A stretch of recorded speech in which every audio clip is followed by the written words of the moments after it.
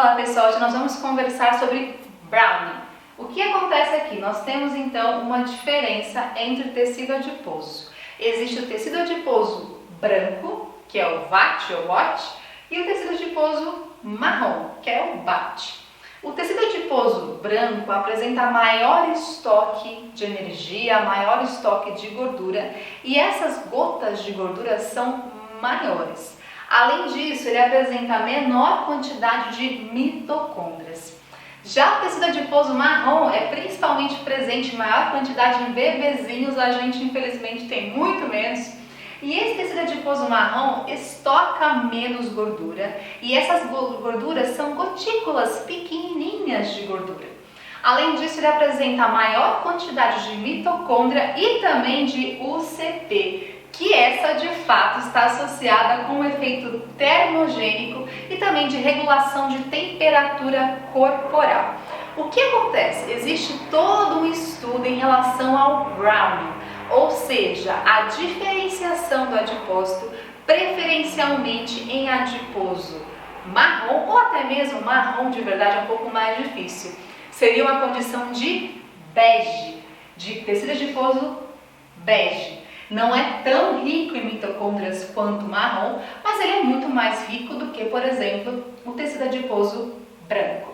Então a gente pode falar que é um tecido adiposo bege ou bright, que seria a união aí de brown com white. Fizeram uma mistura de nomes, né? Então o que acontece? Existe nessa questão de browning uma maior diferenciação em tecido adiposo, que seria esse bege, que seria esse bright. Isso acontece por condição de redução de temperatura. Tem trabalhos que mostram que abaixo de 15, 17 graus Celsius, submeter uma pessoa a essa temperatura estimula essa diferenciação do adiposo em tecido adiposo bege, que ele tem mais UCP, ele tem mais mitocôndria e ele tem características mais associadas com o tecido adiposo marrom, o que seria mais interessante para emagrecimento, maior termogênese, maior redução então aí de gordura corporal também. Só que, gente, é claro que ninguém vai colocar uma pessoa dentro de uma geladeira, colocar a pessoa para temperaturas baixas e ficar durante horas ali por dia. É algo que, na verdade, não é muito viável, a não ser em pesquisa científica para avaliar essas condições. E normalmente não é algo, então, que vale a pena. A gente também tem uma maior diferenciação, um brownie maior, por estimulação beta-adrenérgica. E até por conta disso que existe todo um estudo por trás desse brownie para a criação de medicações para que faça esse processo aqui. E aí, além disso, existem alguns alimentos que estão sendo estudados por essa questão de brownie, mas muito cuidado. Tá? A gente tem alguns alimentos que são associados a isso, vários, eu trouxe 3 para vocês aqui só, mas são estudos iniciais, estudos em animais, estudos em células.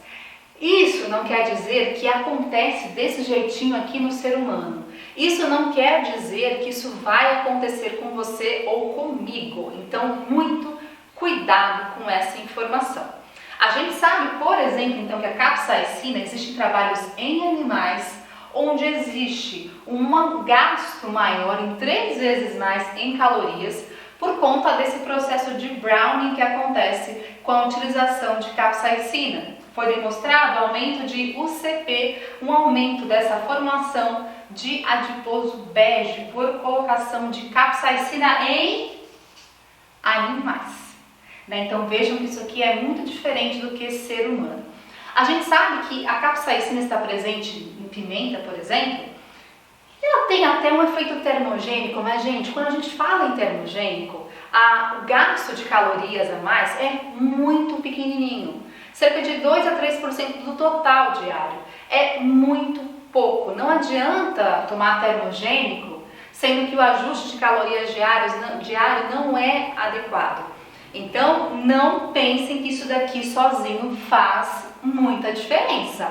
Talvez quase nada, uma cosquinha, tá? Além disso, resveratrol. Olha que interessante, células 3T3. Então, isso foi feito em células, não é nem animal e nem seres humanos. É uma outra condição que está sendo estudada em pesquisa científica. Nesse sentido, a utilização de resveratrol, nesse estudo em células, mostrou uma redução de adipogênese, mostrou uma redução na expressão de fatores de transcrição de genes que são, enfim, fatores de transcrição, genes de fatores de transcrição, como PPR-gama, CBP-alfa, SRBP1C, que estão associados com a adipogênese. Então, nós sabemos que alguns genes estão associados com esse estímulo em adipogênese.